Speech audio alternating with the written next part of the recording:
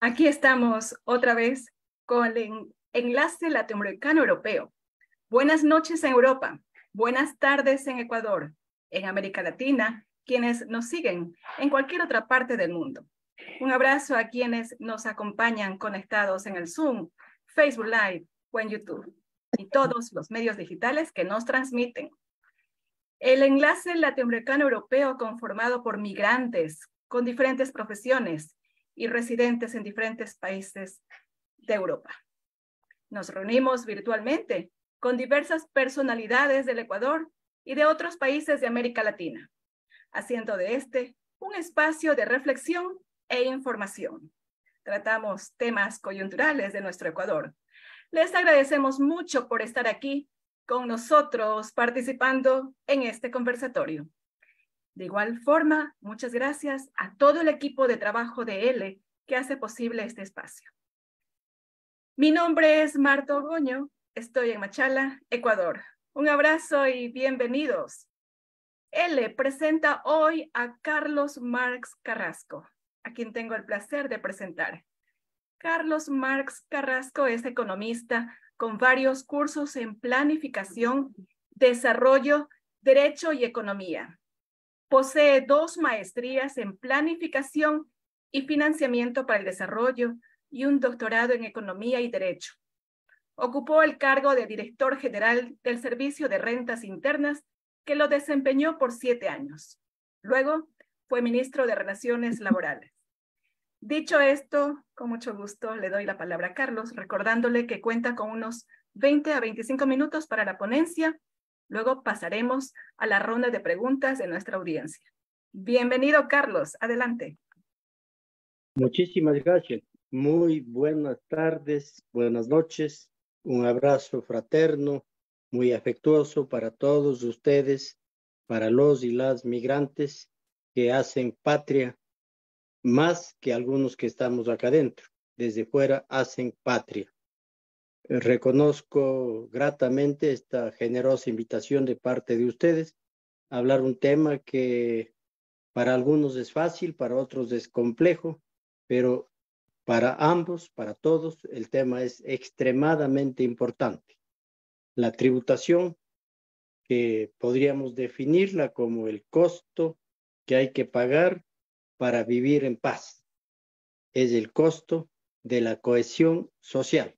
Esa es la tributación. Tributación que debe ser honrada y cumplida de conformidad con la ley y, por supuesto, en base a algunos principios que la Constitución de la República consagra claramente en el artículo 300 y en el artículo 301. Los principios se refieren a la progresividad, a la simplicidad de la gestión, se refiere a la priorización de los impuestos directos sobre los indirectos, se refiere también al contenido ambiental que debe tener la tributación, pero de aquí quisiera destacar de todas estas características que debe contener la política tributaria, una fundamental, que es la contribución en función de la capacidad económica de cada ciudadano. Lamentablemente, el comportamiento de los ciudadanos no es uniforme. Hay unos que pagan el impuesto de conformidad con la ley, con gusto o disgusto, pero pagan de conformidad con la ley. Otros que siempre buscan el atajo tratando de no cumplir con la ley. Otros decididamente evaden, es decir, no cumplen con la ley. Y hay otros que están tentados a incumplir la ley, a no pagar. Si es que la administración tributaria los detecta, harán todo lo posible para tratar de no pagar. En esencia, la tributación sirve para financiar el presupuesto general del Estado. En un presupuesto de un país que se privilegie, y sobre todo de un gobierno que privilegie lo humano sobre el capital, debe primar la tributación sobre la capacidad contributiva. De alguna manera podríamos en esencia decir que del lado de los ingresos la gente con más dinero. Del lado de los gastos, la gente con menos dinero. La política fiscal, me van a disculpar que estoy saliendo de un estado gripal feroz. La política fiscal sirve para resolver los problemas que el libre mercado deja a su paso. La política fiscal sirve en esencia para disminuir, para atenuar, sino corregir las distorsiones económicas, sociales y geográficas de la política de mercado. El mercado no es filántropo, el mercado no es caritativo, el mercado actúa de manera salvaje, si cabe la expresión, de conformidad con el precio y la capacidad adquisitiva, la gente tiene o no tiene acceso al mercado. Asimismo, de conformidad con el poder que tenga la empresa, pues incide o no incide en el curso del mercado, es decir, en los precios que se forman en él. Y el mercado va dejando una secuela de problemas sociales, sobre todo a su paso. En consecuencia, para corregir estas distorsiones, debe aplicarse una política fiscal, sobre todo orientada a igualar la posibilidad de salir en la vida, es decir, generar igualdad de oportunidades. Eso hace la política fiscal. Y la única forma es a través de la recaudación tributaria. Ahora, cuando yo asumí la Dirección General de Rentas, allá por enero de 2007, y estuve a lo largo de un poco más de 7 años, y luego un par de años de ministro del Trabajo, al asumir la Dirección General de Rentas, nos topamos con la realidad de la tributación. Aproximadamente el 60% del impuesto a la renta se evadía, 60%, y aproximadamente el 40% del impuesto al valor agregado también se evadía. Entonces, obviamente, había que ordenar el modelo organizacional del Servicio de Rentas Internas para tratar de controlar la evasión, de disminuir drásticamente la evasión. Al cabo de 7 años de gestión, logramos bajar la evasión tributaria a la mitad, tanto en renta cuanto en IVA, al pasar de un poco más de 4.000 millones de dólares que encontramos al principio a más de 12.000 millones de dólares, cifra con la que dejamos. Pero adicionalmente, la participación de los impuestos directos, cuando asumimos la dirección, era de un 40%, y el 60% impuestos indirectos como el IVA, renta, impuesto directo por excelencia. Al salir, el peso de los impuestos directos había subido al 60% y bajado la participación de los impuestos indirectos al 40%. Constituimos con ese maravilloso equipo de trabajo que pudimos conformar un nuevo modelo organizacional, modelo que lo bautizamos como el MIGER, Modelo Integral de Gestión de Riesgos Estructural y por Proceso. Y así, modestia aparte, logramos el éxito en la gestión. Temo que a partir de estos últimos, quizá 4 años, diría, durante estos 2 últimos gobiernos, exceptuando en la primera parte del gobierno de Lenín Moreno, cuando Leonardo Orlando estuvo en la dirección de rentas, las cosas seguían su curso, seguían normalmente con ética, con transparencia, con eficiencia, con eficacia. Pero a partir de la salida de Leonardo Orlando de la dirección de rentas, creo que la evasión tributaria es el pan de cada día. Y las reformas, leyes que han venido aprobándose han sido en función sobre todo de la evasión. Cabe resaltar además que la propia CEPAL ha realizado estudios que demuestran que la evasión tributaria en Ecuador estaría por encima del 6% del PIB. Si el PIB está en el orden de 110 millones, un 6% representa 6.600 millones de dólares. La evasión.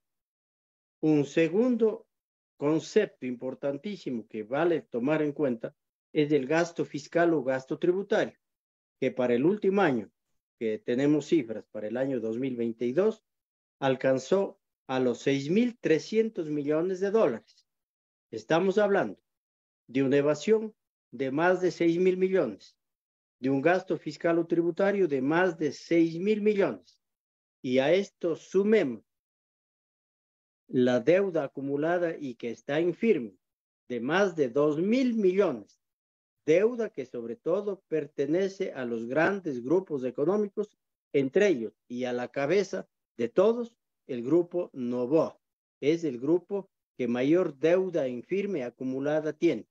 Adicionalmente, hay unos 2.000 millones de dólares en deuda que está siendo impugnada ante los tribunales fiscales correspondientes. Entonces, si hay una evasión de más de 6.000 millones, si hay un gasto tributario, es decir, rebajas o exoneraciones que por ley se aplican, estamos hablando de más de 12.000 millones y más la deuda que está firme, estamos hablando de cerca de 15.000 millones de dólares. Cuando se pregunta cómo hacer para atender las ingentes necesidades sociales, cómo hacer para combatir la pobreza que aqueja a más del 35% de la población ecuatoriana, cómo hacer para atender la desnutrición infantil, que sobre todo en el campo y particularmente en las provincias de la Sierra Central, golpean y azotan a la gran mayoría de niños ecuatorianos, cómo hacer, cómo financiar una salud de calidad y gratuita, a la que, por sentido común, por ley, por constitución, todo ecuatoriano tiene derecho, así como cómo atender con educación de calidad y gratuita de calidad, siempre poniendo ese adjetivo junto al derecho, de calidad y gratuita. ¿Cómo atender? Pues de ahí se tiene reduciendo drásticamente el gasto tributario, combatiendo en serio la evasión fiscal, sobre todo de los grupos económicos, cobrando las deudas tributarias, sobre todo de los grupos económicos, y desde luego aplicando una reforma tributaria que se la apruebe por consenso, es decir, a través de un pacto fiscal y un pacto social. Pacto fiscal que diga simplemente cumplamos lo que marca el artículo 300 de la Constitución de la República. Hagamos de la política tributaria y de la política fiscal el instrumento de desarrollo, el instrumento para alcanzar la cohesión social, el instrumento que permita superar los niveles de injusticia y desigualdad, el instrumento que permita contar con obras de infraestructura, con atención a las ingentes necesidades de la gran mayoría de los ecuatorianos, pues a través de la política fiscal y tributaria. No entendemos cómo es posible que algunos ecuatorianos pertenecientes a los grupos económicos mantienen enormes sumas. Se habla de como 40.000 millones de dólares que ecuatorianos, que malos ecuatorianos diría, tienen en el exterior y están clamando por una inversión extranjera. Que venga la inversión extranjera. Ya le bajan el ISD, ya flexibilizan las relaciones laborales, ya la mesa la tienen puesta para que venga la inversión extranjera. Y ocurre que no asoma la inversión extranjera. Primero tiene que invertirse los capitales de los paraísos fiscales que tienen los propios nacionales. ¿Cómo van a venir los extranjeros si los propios nacionales no invierten en Ecuador? No gastan, no invierten en el desarrollo. Y ahora, en este proceso electoral, vivimos una coyuntura política bastante compleja.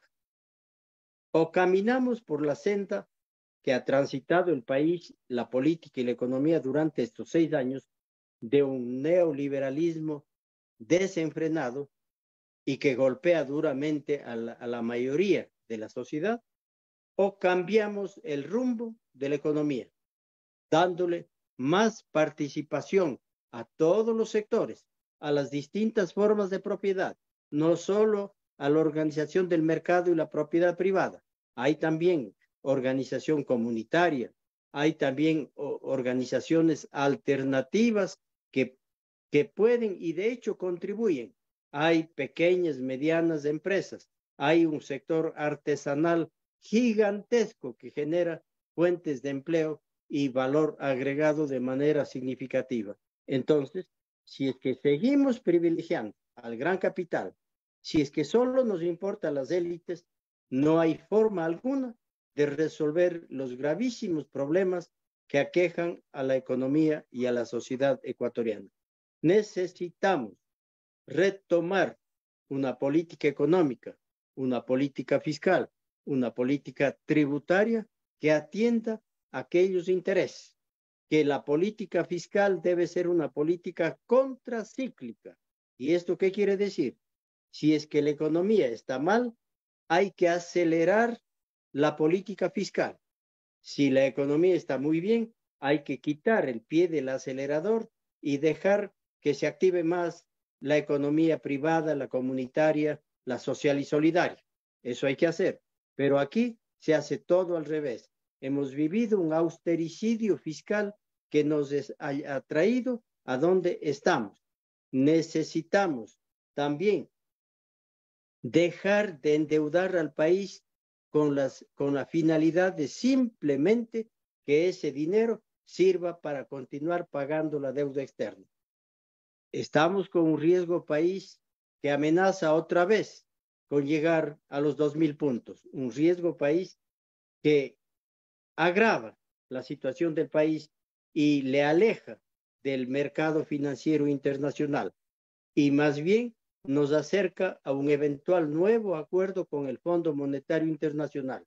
La presencia del Fondo Monetario en América Latina y en Ecuador particularmente, todas las veces que ha estado el Fondo Monetario, y ya son como 20 cartas de intención las que se han firmado, todas las veces la secuela ha sido completamente adversa a las necesidades sociales. Cada vez que viene el Fondo Monetario, se coloca al pueblo en situación de terapia intensiva. Y eso no queremos más.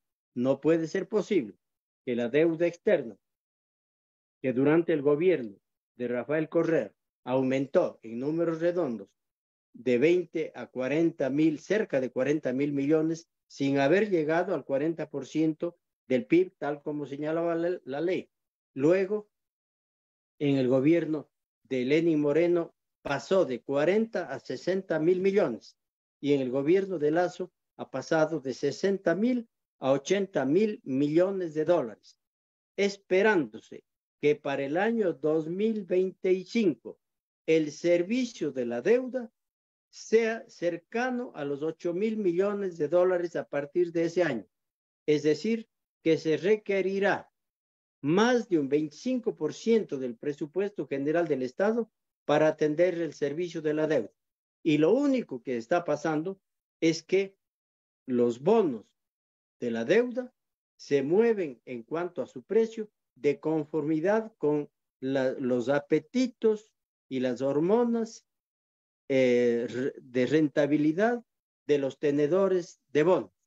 Ahora lo que se hace es simplemente tener una reserva monetaria internacional y tener una política económica y fiscal orientada hacia favorecer al capital financiero internacional y a los tenedores de deuda.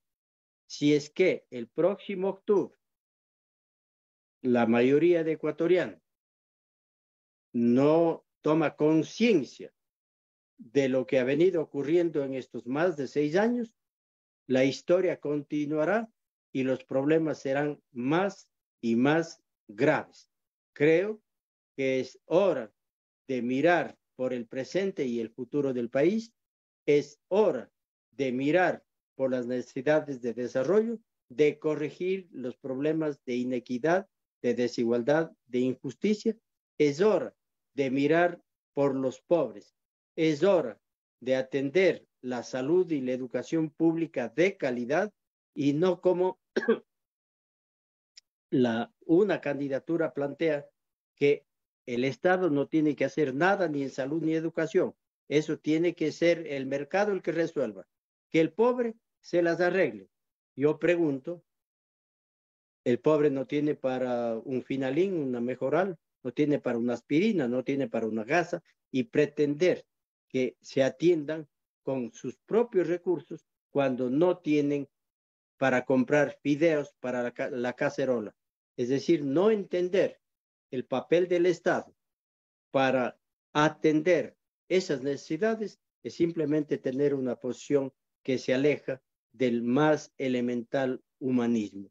Yo aspiro que este domingo volvamos los ecuatorianos por los fueros de la lógica, de la supervivencia, de la cohesión, y recordemos que esta elección, por más que sea para 17 meses el presidente o la presidenta, para 17 meses y se diga es poco lo que hay que hacer, en poco tiempo se puede hacer mucho, en mal o en bien, en poco tiempo, en 2 años y más, ha terminado con la destrucción el actual gobierno.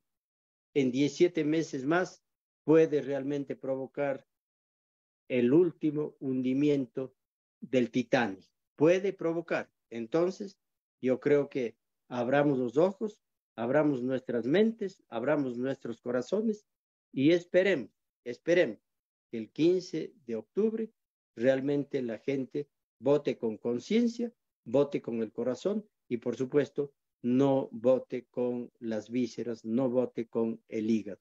Esperemos, yo en lo personal estoy absolutamente convencido de aquello.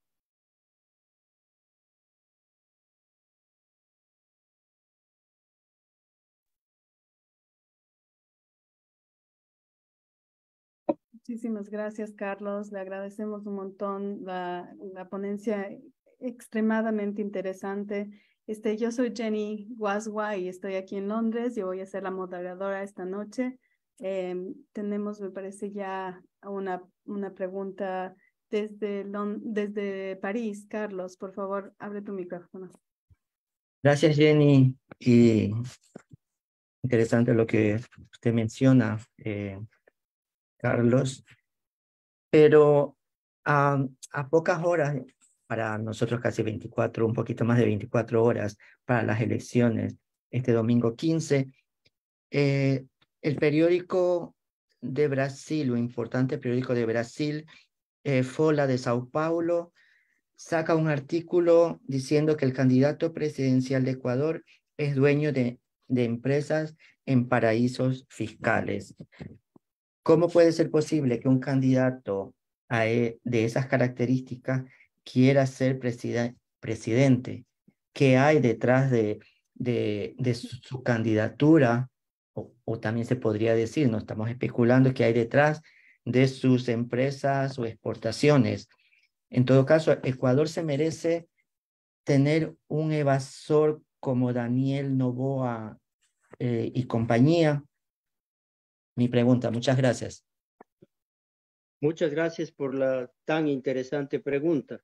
No solamente la FOLA de San Pablo ha hecho esta denuncia. Hay un conjunto de 21 organizaciones que acá en el propio Ecuador también han denunciado de inconductas tributarias, conductas reñidas con la ética y con la ley. No solo con la ética, sino con la ley también, porque mediante consulta popular en 2017 se dijo que ningún servidor público y ningún mandatario que sea electo por el voto popular puede tener bajo ninguna de las figuras intereses, empresas, depósitos, compañías, etcétera, en paraísos fiscales. Ya nos pasó una vez el actual presidente. pues han habido pruebas fehacientes de que es titular, si ya sea en primera o en última instancia, de grandes capitales en paraísos fiscales. Ya nos pasó, se incumplió con la ley y ahora se pretendería otra vez burlar la ley. Pues, ¿cómo es posible? Digo yo, para el común de los mortales no está bien, aunque finalmente alguien puede decir, dinero bien habido puede hacer lo que a bien tenga. Dinero bien habido. Ya, el que ganó en buena lid, ganó pagando los impuestos, ganó respetando los derechos de los trabajadores, ganó trabajando. Pero ¿y aquel que ha evadido? ¿Y aquel que tiene dineros resultantes de la corrupción? ¿Puede ponerlo en paraísos fiscales? Pregunto. Pues no. ¿Y cómo puede ser posible que para un primer mandatario que hace periplos permanentes en busca de inversionistas que vengan al país, el inversionista lo primero que le pregunta, oye, tú presidente, ¿en dónde tienes tus recursos? Ah, tengo en Delaware, tengo en Ohio, tengo en Miami, Florida, tengo en Panamá, tengo en Belice, tengo en las Bahamas, tengo por aquí, tengo por allá. Ah, no, pues, ¿cómo vas a creer si tú mismo no confías en tu país? ¿Yo por qué tengo que confiar? Entonces, primero, trae el dinero de los paraísos fiscales e invierte en el Ecuador y ahí llámame, ahí hablamos. Eso está pasando entonces, porque los paraísos fiscales, algunos los llaman las cuevas, porque son unas cuevas, ahí lo que falta es una luz, se oculta. El que tiene la plata o cualquier riqueza bien habida no tiene por qué ocultar de nadie, absolutamente de nadie. Cuando se oculta es porque el origen es dudoso, por decir de una forma, o si se oculta es porque no se pagan los impuestos. La pregunta es, el candidato al que usted hace relación, bueno, sí ha pagado sumas importantes por ISD, impuesto a la salida de divisas. Más o menos se estima que habría sacado del país como $2 millones, pero ocurre que impuesto a la renta no asoma un pago de impuesto a la renta. ¿De dónde peca también? ¿De dónde? Y yo preguntaría si es que se compadece, si se contradice, si es que se condice, si es que hay coherencia entre el impuesto que pago y el patrimonio que declaro y el patrimonio que sirvió para, recordemos que han habido en 2 últimas ocasiones la obligatoriedad de pagar un impuesto de conformidad con el patrimonio de cada quien a partir de $1 millón. Entonces, si yo no declaro, tal como ocurrió con Guillermo Lasso, no declaró todo su emporio financiero y bancario en Panamá y más, si no declaró aquello, obvio, el impuesto que hubo que pagar por el terremoto de Manabí y Esmeraldas no pagó tampoco, se evade. Y aquí yo pensaría que no es un no pago simplemente, eso se llama evasión. Y la evasión en el Código Orgánico Integral Penal está castigado hasta con cárcel. No es así nomás. Así como cuando se retiene impuesto y no se entrega al SRI, también es evasión tributaria y la sanción puede ser también cárcel. Entonces, si lo que merece un candidato es ir a la cárcel por una presunta evasión, ¿cómo puede pensarse que ese presunto evasor vaya a ocupar el sillón de Carondelet? Eso definitivamente no cabe. Hay que pagar los impuestos al centavo, hay que tratar bien a los trabajadores, respetar todos sus derechos, todos, seguridad social. Y más bien ese candidato está hablando de contratar a los niños. Hay un enorme desempleo y él dice que va a contratar a los niños. Hay serios problemas en la seguridad social y dice que va a aumentar los años de aportación a la seguridad social. Y ni se diga su binomio Su binomio ha dicho que se acabó salud, educación, se acabó prebendas, se acabó subsidios a los pobres, se acabó todo. Ella pretende acabar con el Estado en una muy mala copia de lo que el candidato Milei está planteando en la Argentina, Javier Milei. Él está planteando el neoliberalismo in extremis, pero con fundamentos teóricos, en fin, no comparto en absoluto con esa posición, pero acá pretender ser una muy mala copia de ese discurso, yo creo que flaco servicio le hace a su propio candidato. Y no es que el señor Noboa no esté de acuerdo con lo que dice su binomio, no, han conversado y pertenecen al grupo libertario de todo el tiempo, son contertulios y coidearios de siempre.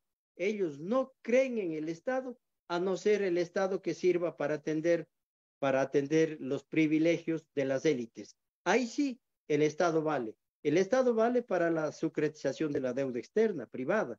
El Estado vale para el salvataje bancario. El Estado vale para que les ayuden a conseguir mercados y firmen TLCs y más. Para eso vale el Estado. Pero cuando el Estado pretende cobrar $1 para transferir a las necesidades de los más pobres, ahí sí, el Estado es un cuco, el Estado es un elefante, el Estado es un demonio. Por lo tanto, yo espero que la gente esté consciente de lo que significa la evasión tributaria, de lo que significa un paraíso fiscal, que es la institución endemoniada que bloquea todas las posibilidades de desarrollo, sobre todo de los países más pobres. Y los paraísos fiscales ocultan otras realidades, ocultan generalmente la fuente de los ingresos y, por supuesto, ocultan el impuesto que de conformidad con la ley tienen que pagar. Muchísimas gracias, Carlos. Qué interesante su respuesta. Le agradecemos por eso. Tenemos otra pregunta acerca de qué medidas específicamente ha tomado el gobierno ecuatoriano para combatir la evasión fiscal y mejorar la recaudación de impuestos. Esta pregunta la hago particularmente, como usted dice, tenemos potencialmente 15.000 millones de dólares que están adeudados. ¿Cómo piensa usted que el nuevo gobierno debería actuar para recaudar esos dineros? Y también, durante su gobierno, ¿alguna vez hubo persecución a personas específicamente? ¿El gobierno de Correa le hizo que usted ponga presión para perseguir a alguien a través del sistema de rentas? Muchísimas gracias. Muy, muy interesantísimo. Y aquí hay que hacer un poco de historia. Yo decía que la evasión ha vuelto a sus andanzas. La evasión está increciendo, la evasión. ¿Y por qué?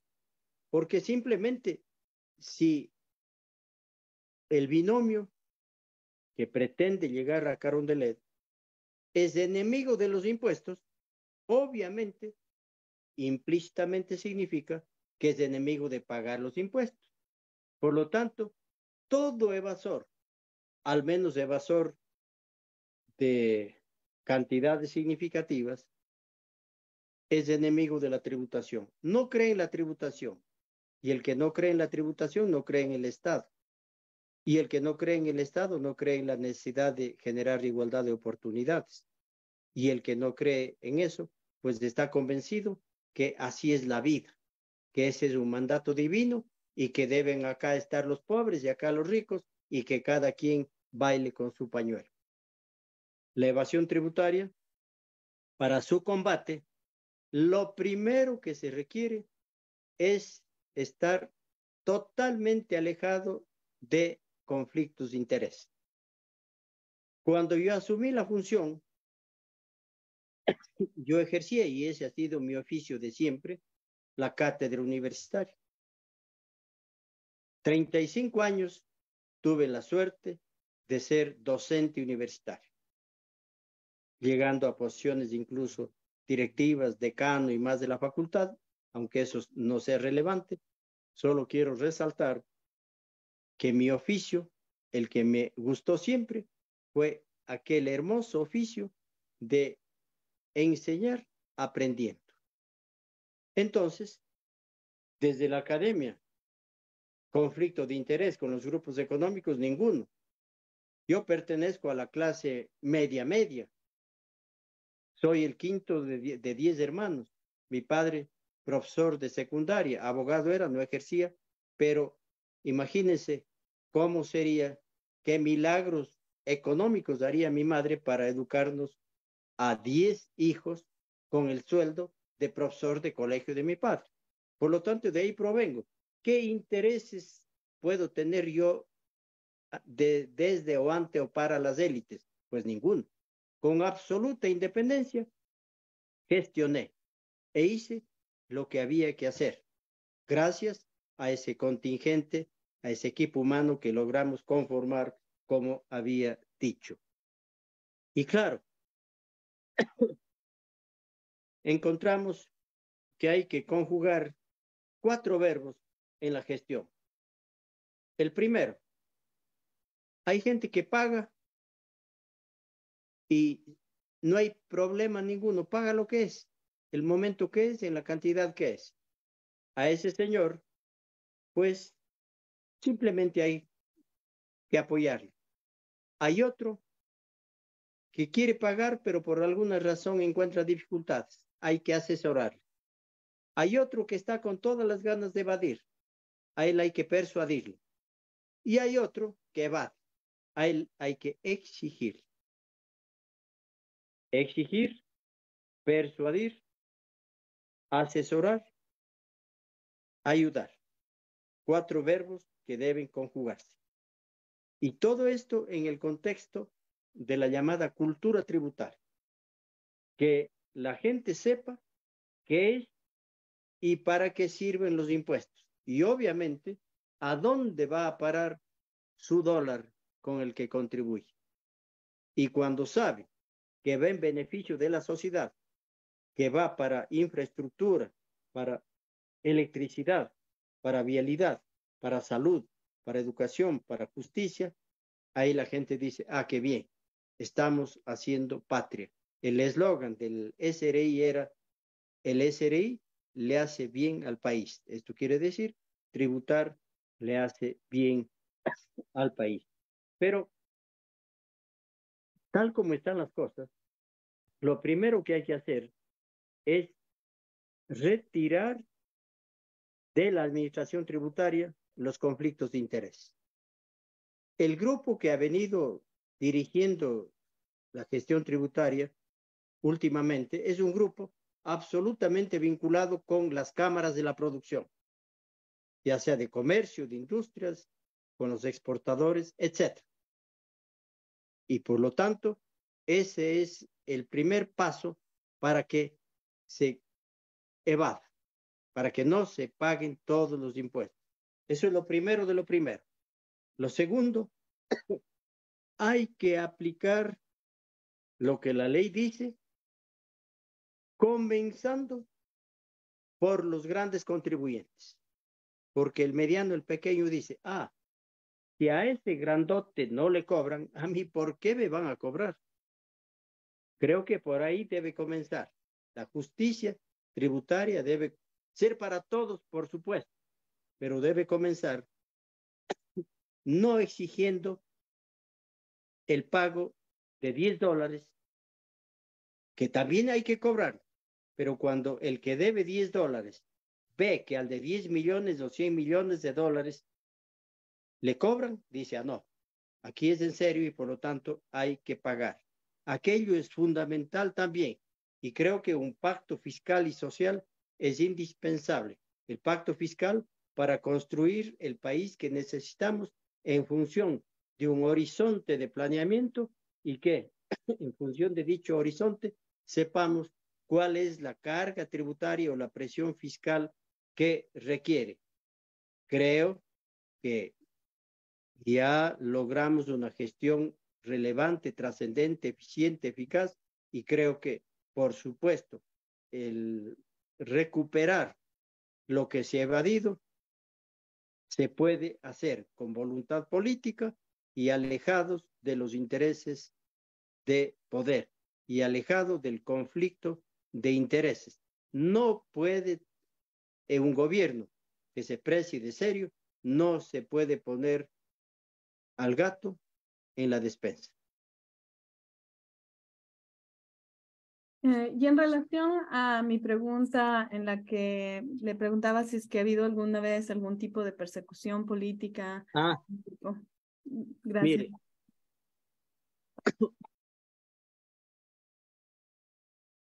de 2 veces quiero recordar palabras que el presidente Correa se dirigió a mí respecto al tema.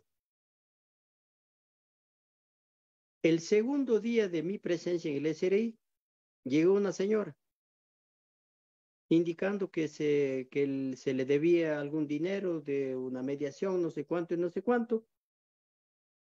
Y yo le dije a la señora, hemos de actuar de conformidad con la ley. Oportunamente se le informará. Me insistía, se actuará de conformidad con la ley. Convénzase que no se hará ni más ni menos que lo que la ley señala. Y la cantidad de dinero que estaba en pugna eran 23 millones de dólares. 23. Enseguida, yo habiéndole conocido a Rafael Correa unos 10 años antes, le llamo, digo, Rafael, sabes que acá estuvo una señora que me indicó que es tu prima y vino pidiendo tal cosa. ¿Y tú qué le dijiste? Que hemos de hacer lo que la ley señala. Es correcta tu respuesta. Otra vez para estas cosas ni me llames. Respuesta. Una segunda cuestión. En la televisión, un expresidente de la República dijo en Ecuavisa que el SRI se ha convertido en instrumento de persecución política. Carlos, perdone que le interrumpa. Usted está poniendo la cámara, su mano frente a la cámara y casi no vemos. Perdóneme. Ya. Gracias. No se preocupe, gracias. Decía este expresidente de la República que hay persecución política a través del SRI. Yo miraba el noticiero de las 7 de la mañana, la entrevista, y no tengo por qué no darle el nombre, el coronel Lucio Gutiérrez. Y ese momento abro la página web del SRI y miro el comportamiento tributario del coronel Gutiérrez. Y verifico que los 6 últimos años no había declarado siquiera el impuesto. Peor pagado. Entonces pedí la réplica al canal y ahí dije, esto se dijo acá, y me topo con la sorpresa de que el coronel Gutiérrez no solo que ha estado políticamente muerto, sino también ha estado tributariamente muerto. No ha declarado ni ha pagado nunca. No ha habido persecución alguna. Jamás, jamás el presidente de la República, y le doy mi palabra de honor, me dijo, cóbrale a este, cóbrale poco, cóbrale mucho, no le cobres, síguele, ábrele, jamás. Y creo que así debería ser un presidente. Él sabía y me conocía, me conoce, sabía que yo no iba a tener conflicto de interés alguno y que iba a entregar alma, corazón y vida en función del país por cumplir a cabalidad con el encargo que me hacía el presidente de la República. Creo que al país no le fallé y convénzase que el presidente de la República jamás consideró al Servicio de Rentas Internas como un instrumento de persecución, en absoluto. Muchísimas gracias, Carlos, por contestarnos esa pregunta. Me parece muy interesante sus anécdotas de cómo se lidiaron con estas situaciones. Obviamente nosotros vemos lo que pasa en los periódicos, pero saber cómo se ha desarrollado es bastante interesante. Muchísimas gracias. Ahora tenemos Marta Armijos, que nos acompaña desde Alemania. Marta. Muy buenas noches, Carlos. Muchísimas gracias por acompañarnos aquí en nuestro enlace. Yo tengo una pregunta en cuanto a la exigencia y al hacer real el hecho de que si hubo gente que no pagó los impuestos, que evadió los impuestos, el impuesto a la renta, como por ejemplo el mismo padre del señor Novoa. Tenemos el caso de la hacienda Clementina, que fue incautada, creo que le debía al Servicio de Rentas Internas como unos 95 millones. Entonces, no sé si usted nos pueda dar más luces, porque hay gente que ahora saca el tema y dicen, ah, no, es que durante el tiempo de Correa nos fueron injustos con nosotros. Pues no, si había una deuda con el Servicio de Rentas Internas, tenían que pagar. Además, habían otros problemas con los trabajadores de la hacienda. Esa es una pregunta que yo tengo. Y la otra pregunta es, ¿qué podemos esperar de las próximas asambleas frente al hecho de que hay leyes que fueron emitidas tanto en el tiempo de Moreno como también en el tiempo, creo que ambas, solo en el tiempo de Moreno, de los otros creo que fueron después reformas que hicieron a la ley. Me refiero a la ley de fomento productivo, que fue el primer engaño al pueblo ecuatoriano, porque nada de fomento productivo, sino que allí lo primero que hubo fue la condonación de las deudas a los mayores, a los empresarios, y entre ellos estaba justamente el señor Álvaro Novoa, que creo que le hicieron una condonación de 40 millones. Estaba también el señor Sonnenholzner, que en ese tiempo ya era vicepresidente. Entonces, esas leyes eran para favorecer, yo digo, a la casta empresarial, y el señor Sonnenholzner, de vicepresidente, incluso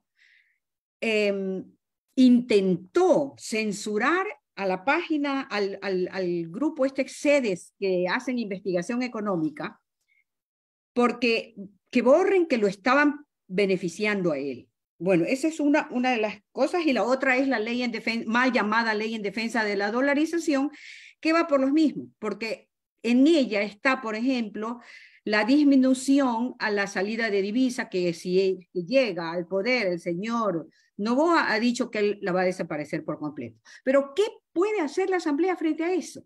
Esa es mi pregunta. Gracias. Le agradezco mucho, señora. Aplaudo su conocimiento, su formación, su intuición e inteligencia que están implícitos o explícitos más bien en las preguntas. Comenzaré por el tema de la Clementina.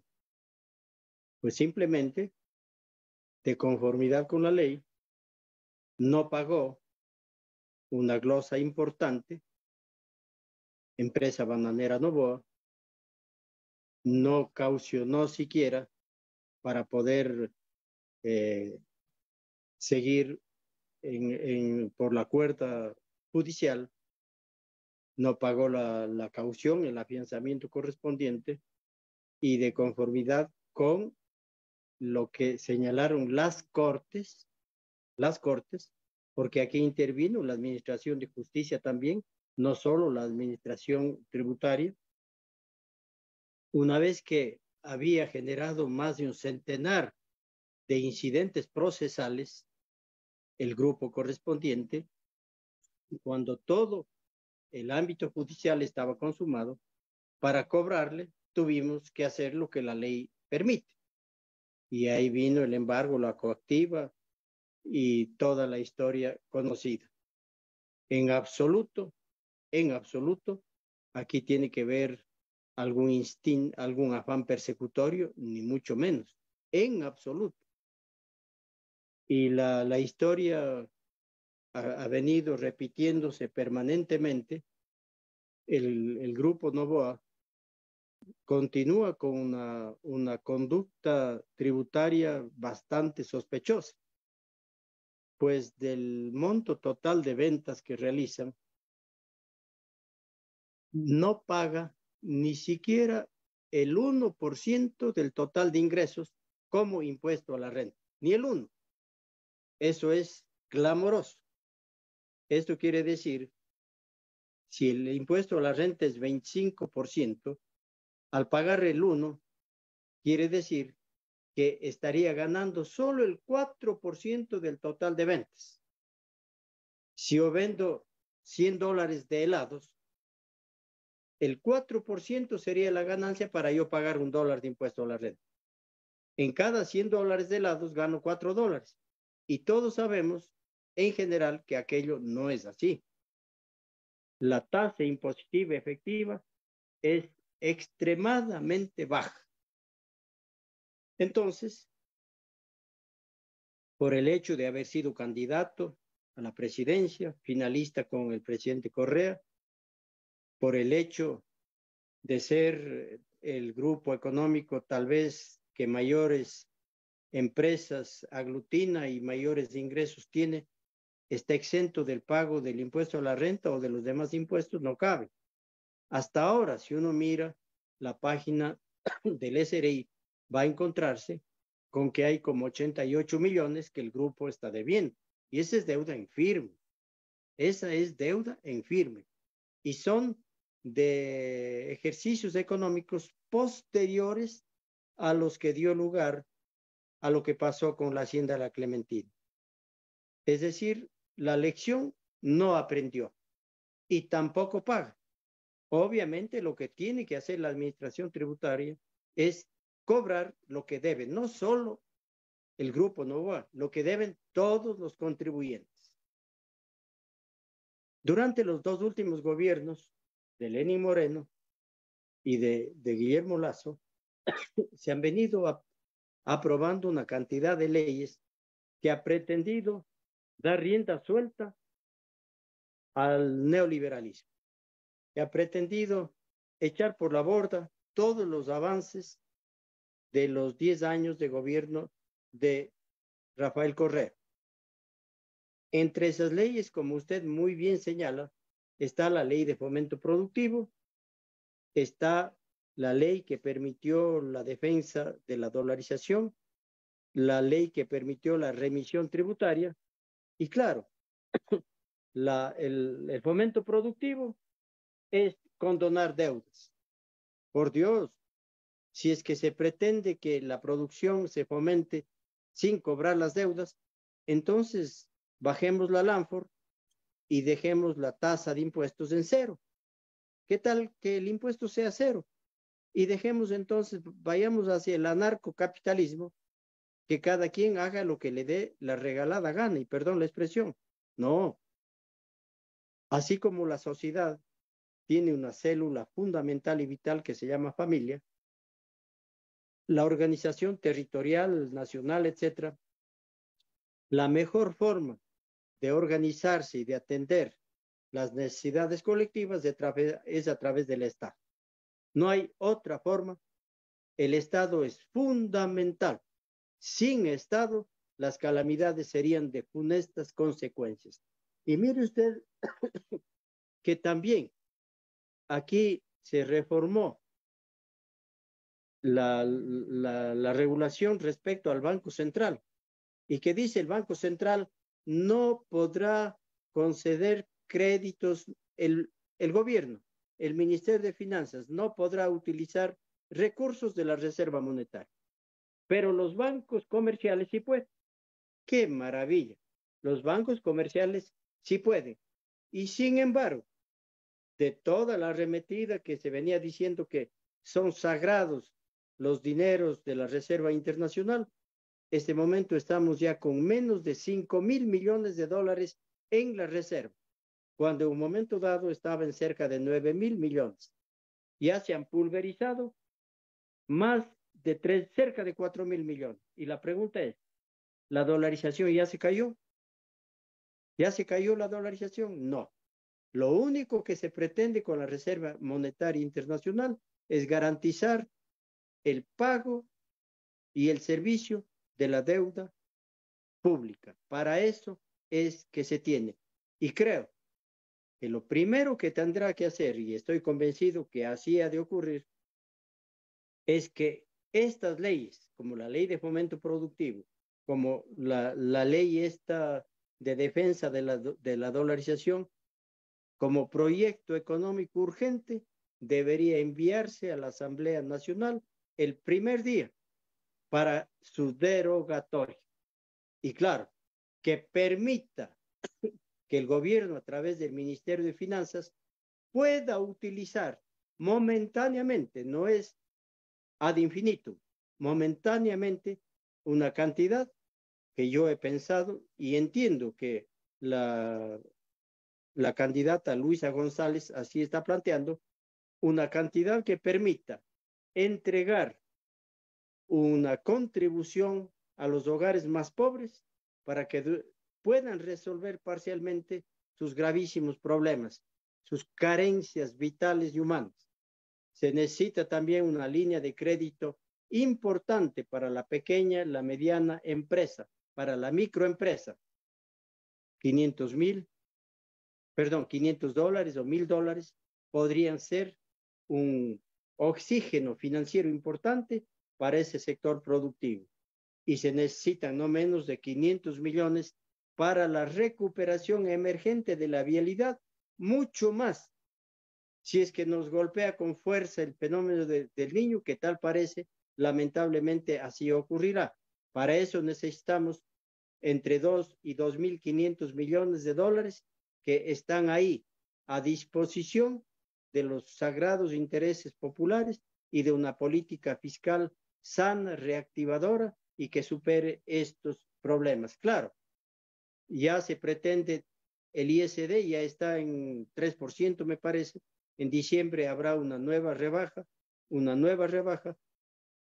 y esto solo beneficia porque hay crédito tributario para importación de materias primas, por ejemplo, porque no se aplica cuando se envían las utilidades al exterior. No paga ISD, no se dice la verdad, se miente. Solo cuando se remesa las utilidades al exterior, si es que van a paraísos fiscales, ahí paga el ISD. Si no van a paraísos fiscales, no paga ISD. Por lo tanto, yo creo que inmediatamente y en los 17 meses que corresponde al próximo gobierno, me parece que mucho más que lo que hizo el recordado expresidente Clemente Hierro Vindaburu, mucho más se puede hacer. No solo ordenar todo para la nueva elección, sino también corregir los problemas emergentes. Yo creo que se requieren soluciones de corto plazo, de mediano plazo y de largo plazo. No solo hay que actuar hoy, sino que hay que actuar pensando en mañana y en el futuro más lejano. Creo que hay que procurar una simbiosis sinérgica entre el corto, el mediano y el largo plazo, y estoy convencido que por ahí transitará el gobierno de Luisa González y Andrés Arauz. Muchísimas gracias, Carlos, por la respuesta a esa pregunta. Muchas cosas que pensar, ¿no? Tenemos el candidato, Daniel Noboa, ha hecho un comentario que es bastante interesante acerca de proveer descuentos tributarios a las empresas que provean empleo y que estén al día con sus pagos del IES. Mucha gente piensa que esto es una grandiosa idea, pero muchos no entienden qué significa esto. ¿Nos puede usted explicar cómo funcionaría esto, cómo nos beneficia esto a los ecuatorianos? Lo que le he escuchado al candidato Noboa es que él bajará los impuestos, en primer lugar, como posición de carácter general. Perdón. En segundo lugar, lo que plantea es bajar el impuesto ya concretamente, el impuesto a la renta para sociedades, para las empresas, y subir el impuesto a la renta para personas naturales. Entonces miro yo, si el Grupo Noboa tiene una tasa impositiva efectiva del 1% sobre el total de ingresos, De eso quiere bajarle, pongamos a la mitad, es decir, casi nada. Y quiere subir el impuesto a la renta de las personas naturales. Si el propio señor Novo hay algunos años que prácticamente paga cero de impuesto, el doble de cero es cero. Entonces, está preparando la mesa para pulverizar la tributación de los más grandes contribuyentes. Significa eso dejar en la indefensión y dejar hasta las calendas griegas la situación de injusticia social. Por lo tanto, ponerle mala cara a la tributación, no creer en la tributación, no creer en la política fiscal, dejar a la buena de Dios y a la voluntad del contribuyente que pague lo que él tenga bien, esa no soluciona absolutamente nada. Y con el IES, cuyos afanes son privatizantes, ya el gobierno de Sixto Durán convocó una consulta popular y los ecuatorianos le dijimos no a la privatización del IES. Hay experiencias de esas nefastas. ¿Tienen que corregirse sus problemas? Por supuesto que sí, pero no privatizar. Hay unos cuantos acaudalados estarán echándole el ojo a la codiciada seguridad social, porque el Seguro Social, el Banco del IES, manejan muchísimo dinero, como 7, 8 mil millones de dólares anuales, y están mirando. Poco a poco han ido acabando con los recursos, los naturales, los financieros, las empresas, y ahora lo que les queda es el IES. Están ojo al IES para tratar de satisfacer la sed de ganancias financieras, pero eso creo que los ecuatorianos no lo vamos a permitir. Usted hablaba acerca de la cultura tributaria. Todavía tenemos bastantes ecuatorianos que no entienden el beneficio que genera esto para ellos. Y son gente que definitivamente se benefician de tener un Estado, un gobierno que sea institucional, que tenga un estado de salud saludable, se podría decir, que tenga, ofrezca salud, educación y estos servicios que son esenciales para los ecuatorianos. ¿Qué piensa acerca de eso y cómo nosotros los ecuatorianos deberíamos crear más conciencia social acerca de lo que es la tributación y cómo nosotros podemos contribuir mejor? La cultura tributaria demanda, como usted muy bien señala, conciencia social y conciencia política. Y hay que comprender con claridad meridiana qué son y para qué sirven los impuestos. Y hay que comprender que la aplicación de los cánones de libre mercado siempre va a dejar injusticias, distorsiones sociales, geográficas, económicas, etcétera, a su paso. Y que alguien debe encargarse no como caridad, sino como una política activa, dinamizadora del desarrollo. Yo no conozco país alguno que haya alcanzado niveles de desarrollo y de justicia social sin la contribución tributaria. No conozco. Así como haya alcanzado niveles importantes de desarrollo sin la contribución del Estado, sin la participación directa del Estado. Cuando me hablan de Corea, de Taiwán, de Singapur, recuerden todo lo que hizo el Estado hasta que las empresas alcancen la mayoría de edad. Hasta ahí el Estado les acompañó codo a codo.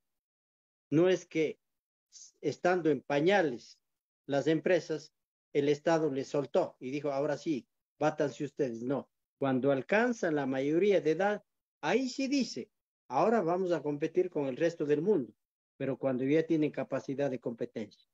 Cuando no hay capacidad competitiva, es como poner a un peso en el ring, a un peso pluma con un peso pesado. Eso pasa también en la economía. Por lo tanto, la necesidad del Estado es vital. Y la cultura tributaria se consolida cuando el ciudadano es testigo de lo bien que le hace la tributación, de lo bien que el Estado gasta e invierte, de la salud y educación que sirve para todos. Cuando ve, en el gobierno de Correa se hicieron 8 proyectos importantes de hidroelectricidad, 8, teniendo superávit en la matriz energética. Eso se hizo. Se construyeron miles de kilómetros en vías, se construyeron miles de centros de salud, escuelas y hospitales y unidades de vigilancia comunitaria. Todo aquello se hizo. ¿Pero con qué? Con la tributación. El petróleo es efímero, es un recurso natural que tarde o temprano se agotará. Al final del día, lo único que queda es la tributación y no hay forma alguna de que se alcance el desarrollo y la justicia social sin una política tributaria justa, solidaria, eficiente, eficaz, que priorice la tributación directa, que sea progresiva, etcétera, etcétera. La cultura tributaria es la comprensión deliberada y la buena voluntad de cumplir con la ley sin presiones de ninguna naturaleza. Cuando aquello ocurra, como pasa en los países nórdicos, por ejemplo, en Finlandia, en Noruega, en Suecia, en Dinamarca, allá la presión fiscal se aproxima al 50%. En algunos casos el impuesto que pagan supera el 50%. Y ustedes que están allá lo conocen mucho mejor que yo. Acá, la presión fiscal apenas está en el 20%. Y la presión fiscal del orden del 50% en los países europeos, esa presión fiscal está presente como 70 años. Acá no tenemos ni un año de una presión fiscal significativa. Estamos en 20. Más o menos el promedio de América Latina precisamente es del orden del 20%. Incluso Ecuador está 1,5 puntos por debajo del promedio de América Latina. Entonces, hay que generar conciencia tributaria. La cultura tributaria es el conocimiento que los ciudadanos tienen sobre las leyes tributarias y conocen a plenitud para qué sirve y qué se hacen con los impuestos que pagan. Muchísimas gracias, Carlos. Qué interesante su explicación acerca de la conciencia social que debemos crear los ecuatorianos. Le agradecemos muchísimo su ponencia. Obviamente estamos a días, literalmente a horas para muchos de nosotros a las votaciones. ¿Cuál sería su último mensaje a los ecuatorianos que van a tener esta importante decisión el 15 de octubre? Muchas gracias. Primero, un mensaje solidario, fraterno, un aplauso por el enorme trabajo que hacen ustedes. No debe ser fácil ausentarse del terruño, de la familia, de la patria que nos cobija. No debe ser fácil. Muchos sacrificios. Yo también tengo 2 hermanas en los Estados Unidos que están ya muchos años allá y sé de cerca el enorme sacrificio que significa. Les quiero felicitar por ese sacrificio, ese esfuerzo y por esas ganas de, estando lejos, seguir haciendo patria. Y aspiro que con las manos en el pecho, con la mente lúcida, abierta, con la conciencia tranquila, con la conciencia limpia por haber cumplido el deber, pues conscientemente consignemos el voto por la candidata que creo que estoy convencido, que va a recuperar el andarivel del desarrollo y la justicia. Por fin, a pesar de la campaña sucia, de la mala campaña que se ha hecho, pero yo observo y estoy absolutamente optimista que el domingo 15 Luisa González será la nueva presidenta de la República, Andrés Arauz el vicepresidente, y que el mandante en el gobierno de ellos va a ser el pueblo y por supuesto ustedes los que han salido momentáneamente de nuestra patria. Y espero algún día vernos y darnos un fraterno abrazo.